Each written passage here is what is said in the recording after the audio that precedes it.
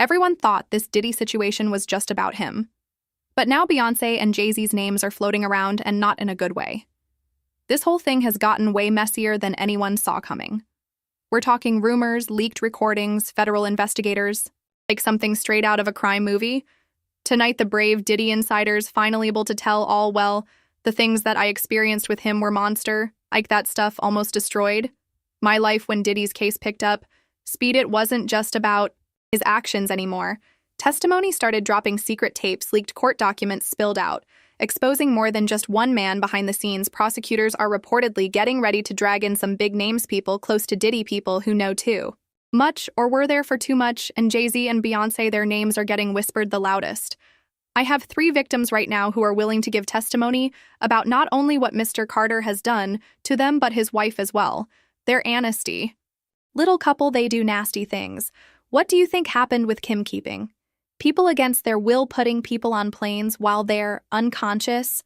Just like Aaliyah got on that plane, the day will come when we will name names other than Sean Homies, and there's a lot of names. It's a long list already, and of course, I already know who some of these individuals are, but because of the nature of this case, we're going to make damn sure that we're right before we do that.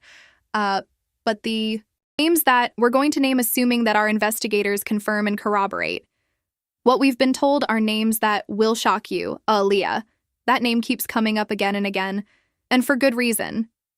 What's the problem with Roc Nation and Jay-Z? Now, or what's the elaborate setup? Kings, I ain't simple like his wife, and neither was Aaliyah.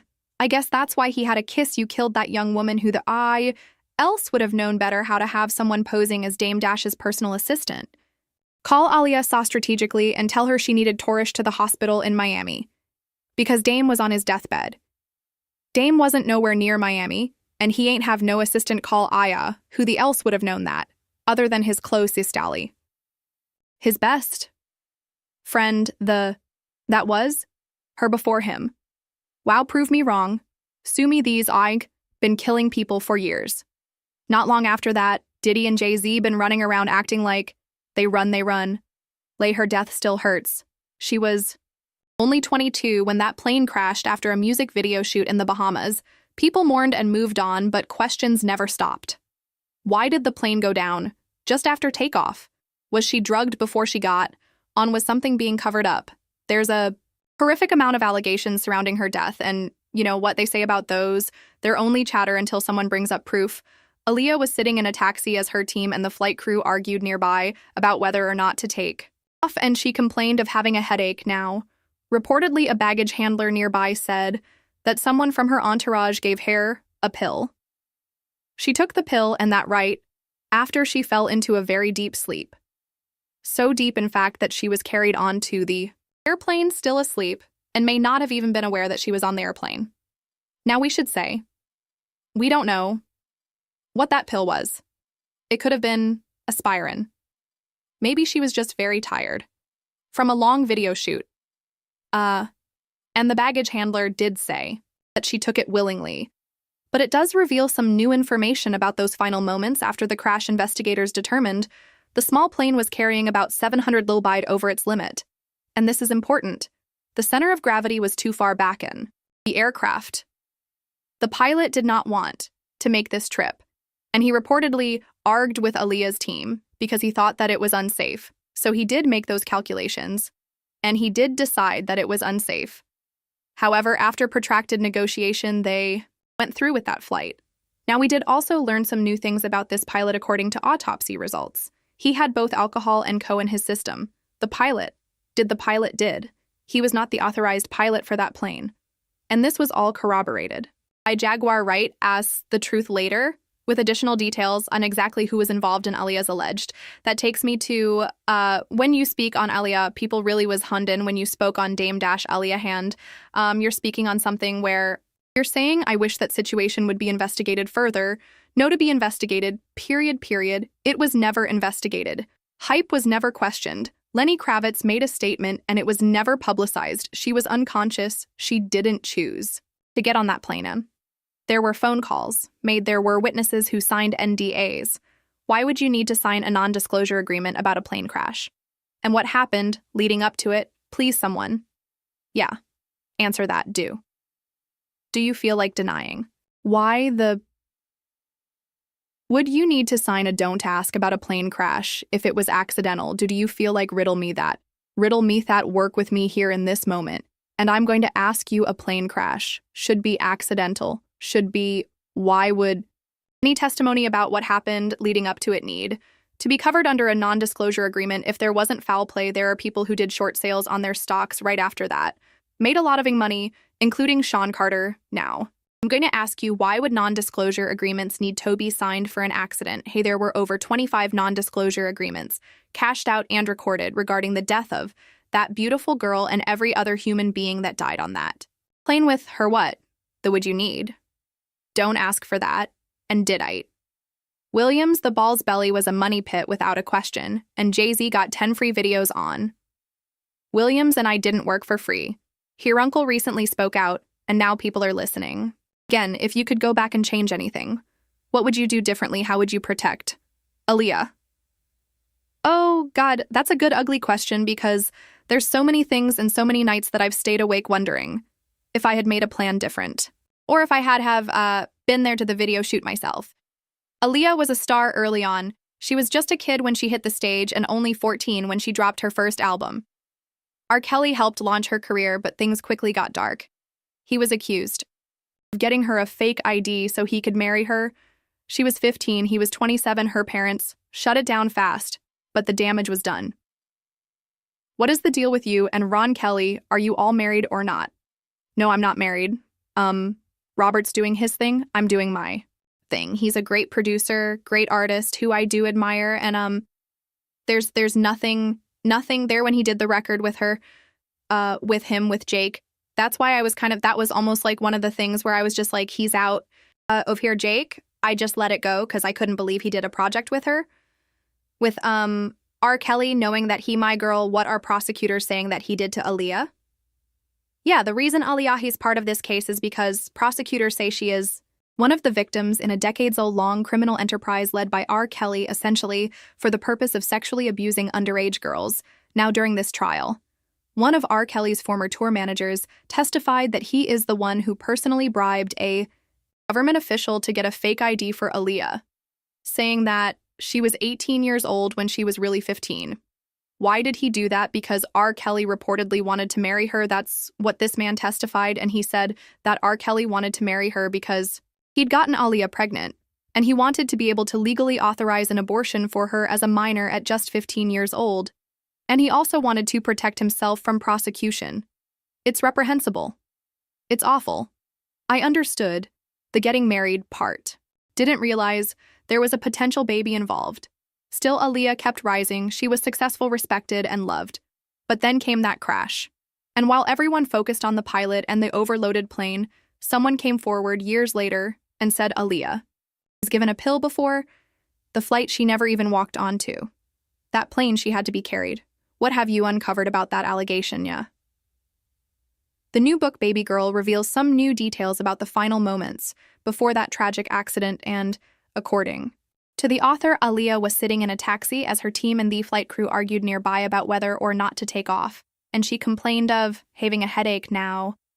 Reportedly, a baggage handler nearby said that someone from her entourage gave her a pill. She took the pill, and that right after she fell into a very deep sleep. So deep, in fact, that she was carried onto the airplane still asleep, and may not have even been aware that she was on the airplane, investigators later discovered. The small plane was about 700 lb over its limit, not only that the weight was too far back, throwing off the plane's balance, basically. It wasn't safe to fly, and here's what's even more troubling.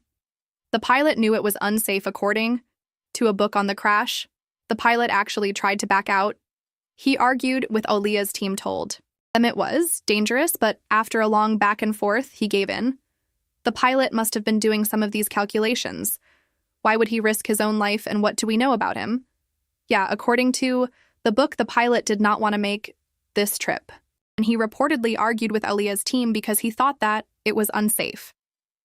So he did make those calculations, and he did decide that it was unsafe. However, after protracted negotiation, they went through with that flight. Now we did also learn some new things about this pilot according to autopsy results. He had both alcohol and cocaine in his system. The pilot did. He was not the authorized pilot for that plane, and he had just joined that company a few days prior to that flight. So he was very new with that company. Then came another blow. The autopsy showed the pilot had both alcohol and in his system. On top of that, he wasn't even certified to fly that specific plane. He had just joined the company days before the flight. It's a lot of red flags all piling up 2 decades later. Aaliyah's family and fans are still mourning Barry Hankerson, her uncle, and founder of Blackground Records, opened up in an exclusive interview. He launched the label when no one else would give Aaliyah a shot. She was just a kid, and people didn't want to take the risk. What is it that made your niece Aaliyah Such a superstar? A 1 in a million findo? My God, that is so difficult to answer. She had from a little girl. She had a way that she just did things slightly different. She would view a movie slightly different. She would dress slightly different. And it was just her peers and her friends and her family were just always in her awe of whatever she did. She would just come out and start singing one of her favorite songs, My Funny Valentine. And in fact, she did that on a show called Star Search, and she just was so special. We knew how special she was until she started talking about singing. I don't think any of us knew where she was headed until she actually started singing all the time and wanting to perform. And because of my profession, it just happened to be, hey, why don't we see what we can do about a year and a half ago you had a stroke. Yes, could have been devastating. It was pretty scary. How did that brush with death impact how you now view the passing of Aaliyah Ho? Well, it kind of made me feel closer to her, to be honest with you, because when I had the stroke, it was so out of the blue and so sudden for about an hour. Didn't know where I was in some dark place, but I could feel the presence of other people, and I believe the other person was my mom. And she spoke to me and told me to get out of here and go back. And I said, "May's that you? I can't see you." And she says, "You're not supposed to. You see me when you come back." And then I looked up and I began to gather myself and realized something happened to me, but I didn't know what it was. So you had a near-death experience. How did that color what you think Aaliyah went through as that plane was crashing a minute after takeoff? Oh, Godam. It, believe it or not, I was thinking about her music. I was thinking about, because I worked on it every day, very obsessively, so I felt like she was with my mom. So does it make you more comfortable that Aya might be there with your mom, or did you feel worse that she had to go through this as well 20 years ago? No, I'm sure Aaliyah and my mom are in the same place him after that experience. It's no question in my mind. Where were you when you found out about the plane crash? I was on my farm in Georgia, and I got a call and somebody says, "You got a long distance call, is from the video shoot." Because I knew that they were shooting a video, obviously, and Iran to the phone. And I spoke to the director, Pipe Williams, and he said, "Aaliyah's gone." And I was devastated. I immediately called Minister Farrakhan and asked him, could he call God? Could he talk to God? He admitted he hadn't even wanted Taus Hype Williams as the director. But Aaliyah's mother pushed for it, Barry. Says he regrets giving in looking back. He believes that decision played a part in what happened. So whose idea was it for her to go down to the Caribbean to shoot? This Hype Williams, Hype was the director. Be very honest with you, I did not want to use Hype Williams, but there was a push from management, which is her mom, to do what a video with Hype I did. I really want to work with Hype Williams. I regret that if I could do it over again, I would not have worked with him, and I don't know where the video would have been shot. Would it have been still shot there or someplace else? But it's the first time I've ever said that, but that's what was in my heart when his name came up. So was More Your Sister than R. Kelly pushing for Hype Williams? I don't know, but that's a very good question. There was some type of rapport my sister had with Robert Kelly that began to creep into our lives, and I really don't know what that is. I really couldn't tell you what that is. That's something my sister would have to talk about.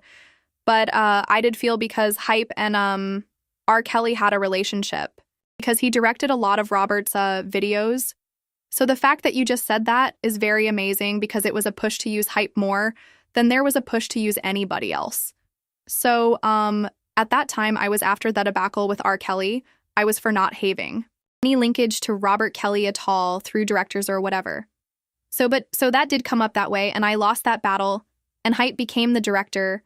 Then came the hardest part of the interview, when Barry was asked how he acted after learning that R. Kelly had secretly illegally married Aaliyah? When you learned, I'll say different.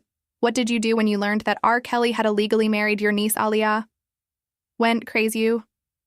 I really went into myself. I met with, the minister and really had toad briefed me. And because my reaction was not a good reaction, I had no understanding of it. I had no compassion for it. It was just totally, out of the realm of what I would think any young girl should have ever had to experience. And I made myself known, obviously, to Robert Kelly, and in a conversation, and I've never spoken to him again to this day. What did you say to him? Things like, who do you think you are? And we trusted you. I've worked very hard to make your career happen. You were managing him. Yes, you must have felt terribly betrayed. I was betrayed. And my whole family was betrayed. We gave him not just an opportunity to learn how to perform, but we gave him a lot of love and understanding because he had a tough life. I felt like that kind of betrayal that you have to do something to somebody, but because of the mentorship of the minister, I totally went another direction and simply just followed along with my sister and just kept it to a very low air in our family and to the public so that Aaliyah would not have to experience as much strife and pressure that could come from her family. You know, she wanted to pursue her career because despite all the chaos around her, Aaliyah still wanted to sing, still wanted to chase her dream, and Barry didn't want anything to take that away from her. Not even the man who allegedly ended up doing so, Jay-Z, back in 2021. Damon Dash opened up about Aaliyah's love life, and what he had to say surprised a lot of people. Aaliyah had always kept things private, but Dash, a music executive, revealed that he and Aaliyah dated from 2000 until her tragic death. Music. Come on, stop playing music. They were even talking about getting married, but one of the biggest surprises, Dash said, Aaliyah had a thing with Jay-Z before him, according to Dash. Jay-Z tried very hard to win her over. So this is after Jay tried to talk to Aaliyah, but she chose you over him. You know that. You know the timeline, bro. He did the project when she did, which was even more disrespectful to him. And I'm not getting over that, but I'm not, it's not fighting. It's just, go over there. I go over here. That's what it is. But it doesn't mean hate on me and my money up, but apparently it did. In fact, just weeks before Aaliyah's fatal plane crash, she was seen hanging out at the house. Jay-Z and Dash once shared. Many people have theorized Jay had Aaliyah killed because she never chose him, despite him being so. To her, Unplugged was because it literally still is some of the finest work that any of them, including Shan Carter, have ever done. Why would you hide that from the culture? If you cared about the culture, you can't, because you don't want people to go back and see what you hid, what you lied about, and what was really going on while you're sitting there. You had me crooning in the background, singing for the angels, over lyrics that you wrote for a young woman that you took. Aaliyah, yes, bless her soul, bless her. Heart rest in peace to the late great, that never got a chance to even actually arrive. That was before her time, that we all respect and revere, and it's disgusting that they're slumping it. Look at what the fear of man did talk to, because if anybody had have truly been focused on God in that moment, they would have forced an investigation, and somebody would have snatched Hype Williams by the collar and just asked him some real questions until he cried. Dash also said Aaliyah didn't take dating too seriously, unless she really liked someone. It was just a situation where Aaliyah was the type of girl that would give you a shot. She didn't care what people thought or whatever, so she'll date you and be your friend. He explained you might end up in the friend zone. A lot of times that's what happened. You weren't just going to hit that. Dash also brought up how he had a serious problem with Jay's connection with R. Kelly and how Jay seemed so unbothered about it. Prosecutors maintained the girl in the video was as young as 13 when it was made. I mean, I wasn't there, you know what I'm saying? I know that, I know I ain't have nothing to do with that. That's crazy. Your partner, he's not my partner.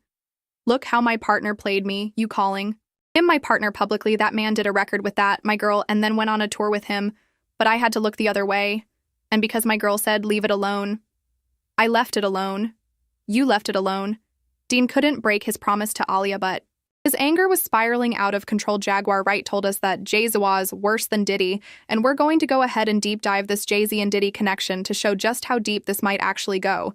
The one thing I can't stand is seeing These photos of Jay-Z and Diddy with Aaliyah. It makes me sick to my stomach. We know that Diddy and Jay-Z have both been friends with R. Kelly for years, and Jay-Z continued to make albums with R. Kelly after all the information came out with him, and Aaliyah. And I'd say this is because Jay-Z was pretty comfortable with the fact that he knew he also wanted Aaliyah hand, honestly. So did Diddy. Jay-Z hasn't said anything about where things stand with Dash. He also hasn't commented on Diddy's trial, but with the growing pile of allegations that might change soon, especially with new rumors surfacing that Diddy may be able to walk. Scene Duty, Comum's sex trafficking trial will resume tomorrow as a third personal assistant is set to take the stand. Over the first couple of weeks, jury members heard explosive testimony detailing the alleged physical and emotional ablates. Bring in David Gelman, former prosecutor and a criminal defense attorney. David, welcome. Hey, Mike, good to be here. So in week 2 of testimony, jurors heard from a dozen witnesses as prosecutors tried to prove and racketeering. What are your expectations when court resumes tomorrow? It's going to be really interesting. Tomorrow when Diddy's third or fourth assistant takes a stand, and she's going to actually cooperate Kid Kai's testimony from last week where he said that Diddy and another associate of his bombed his Porsche years ago at his house. Now you have to have cooperation about that because nobody can put Diddy there, and in fact, nobody even can say Diddy is the actual one who did it. But if they can say that Diddy or associate of his did it, then you may have a racketeering charge there. Because right now, as it stands, Mike, nothing. And I mean, nothing is sticking to Diddy. Diddy's lawyers are trying to make the case that his escapades do not amount to federal crimes. How difficult is that argument? I think they're doing a fantastic job. Honestly, look, everybody has said, and Diddy's lawyers even said it in their opening statement. Diddy is not a good guy. There's a lot of domestic violence that occurred between him and Cassie in their relationship. However, what we've heard so far from the testimony of Cassie and the other individuals does not amount to the federal charges that he's being charged with right now. I'm not going to say anything that we heard is very good because it's all horrific.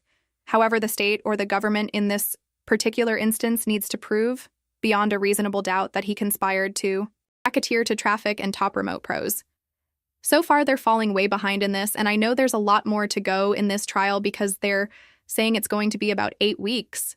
But the government really better step on the gas because they don't have a lot more time to go. So the place seems to be maybe admit to a state crime that avoids prison time. Is that it? Yeah, I think so. Look, again, you're hearing about all this domestic violence, and all that has nothing to do with what Diddy charged with. Many also feel Diddy may be able to walk away because he's made a deal under the table with the feds to give up some big names in exchange for his freedom, like Jay-Z. Do you think it'll happen? Let us know in the comments.